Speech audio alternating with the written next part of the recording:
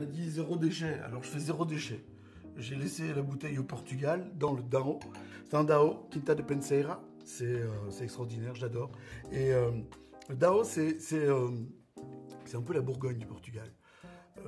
Autant le Douro, donc c'est la région dessus. Vous voyez le Portugal, c'est un lotissement sur le côté de l'Espagne. Vous voyez bien, c'est un grand rectangle.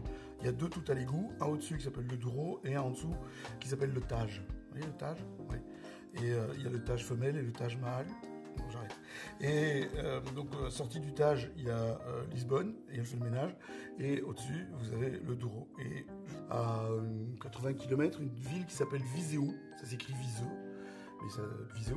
Et ça, c'est vraiment l'épicentre du Dao. Une appellation qui a plus d'un siècle.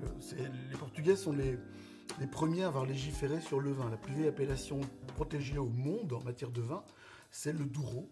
Ça date de 1756. C'est le marquis de Pombal qui a fait faire ça. Et ici, dans le Dao, on est à plus d'un siècle, on est à 110 ans pour l'appellation.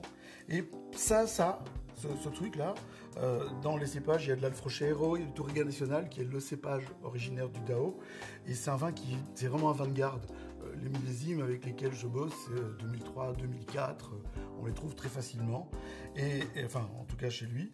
Et ça va accompagner des légumes qui sont cuits, confits dans le marc de café. Et là, on a fait une espèce de pesto avec du café nouveau, avec des noix, des noisettes, etc. Et ça a un goût de café. Et pourquoi travailler des choses qui ont un goût de café avec du vin? Quand le vin évolue, dans ses arômes tertiaires, ce qu'on appelle les arômes d'évolution, il développe des notes de cuir, de cacao, de café, de boîte à cigares. Quand au niveau pinard, ça va super bien marcher. Les vins ressemblent aux gens qui les font. Ça, c'est un truc qu'il faut retenir. Et donc, c'est pour ça qu'il faut, tant que faire se peut, rencontrer les propriétaires et les gens qui font le vin. Et, franchement, bon, non, ça, sans déconner maintenant. L'accompagnement, c'est pas du pesto parce que c'est plus épais. Il y a une belle acidité, il y a le goût de café, on peut pas le rater. De la betterave, mon légume favori. Ce qui est chouette avec la betterave, c'est que quand on a mangé, après, tu peux plus sourire. Parce qu'un sourire à la betterave,